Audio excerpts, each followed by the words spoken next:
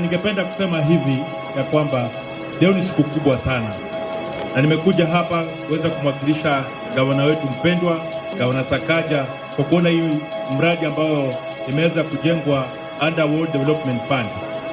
Ningependa kusema ya kwamba kila member of county assembly anapatiwa zile funds za kuweza kuweka maendeleo kwa sehemu yake, na tunataka kusema ninashukuru sana Mofaya kwa sababu kwa hii muhula wa Gavana Sakaja tumeweza kufungua shule mbili, ile shule ya kule Imara na hii shule ya hapa Bondeni.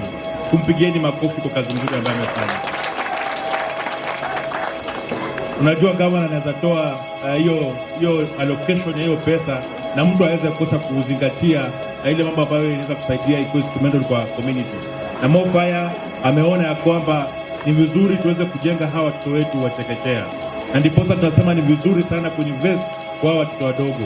Nataka kuchukua nafasi kushukuru our education officers na center managers na walimu wetu, sababu kazi sio rahisi kuweza kushughulikia watoto kila siku, make sure kwamba they get the right foundation.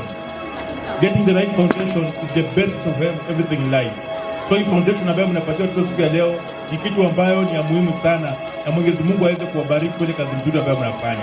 Ningependa pia kusema hivi, Gavana Sakaja alipoanzisha hii mpango wa Dish na County imeweza kuwezesha watoto wengi waweze kuja shuleni, na pia hivi sasa juzi tulikuwa na mjadiliano pamoja wa cabinet, na akaanza kusema ya kwamba tuweze kujenga more classrooms. So mtaanza kuona more classrooms tukiweza kujenga kwa hizi mashule zetu, kwa sababu tunataka watoto wengi waweze kurudi mashuleni waweze kusoma bila kustruggle. Na ile mambo ambayo pia tumeweka, kuna watoto zaidi ya 1,100 ambao wana benefit kwa scholarship ya Gavana Sakaja kule Nairobi County Government. Watoto wanaingia form 1 na wanasoma mpaka form 4 bila kulipa kitu yoyote. So tunataka kusema pia hiyo miradi kama hizo ni vizuri kuinvest kwa education. That's the best thing unaweza patia mtoto ambayo itamsaidia kwa maisha hapo mbele.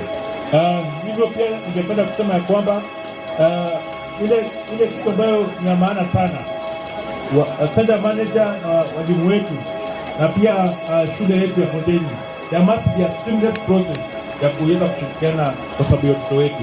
Nimesikia malalamisho ambayo imekuwa, mngenda achukua hiyo hatua.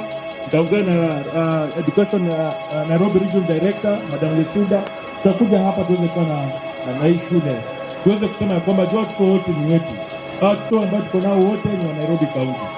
So ni kazi yetu to make sure kwamba tunawapatia the best that they deserve. Kama kuna shida ya stima, kama kuna shida ya maji, yote tutatatua. Hatuwezi sema ni sisi tuko in charge of VCD ama tuko in charge of primary. Watoto wote wa Nairobi ni watoto wetu, lazima tu make sure kwamba tunawapatia ile ambayo wanastahili kupatiwa. So ile shida ambayo iko yote, I think tutaweza kuisolve in due time, and naifanyia follow up mimi mwenyewe to make sure kwamba walimu wanashirikiana wote, wale ambao wako ECD na wale ambao wako primary school. Hiyo ni sawa ama sio sawa? Tunakubaliana hivyo? Si wote wafanye kazi pamoja?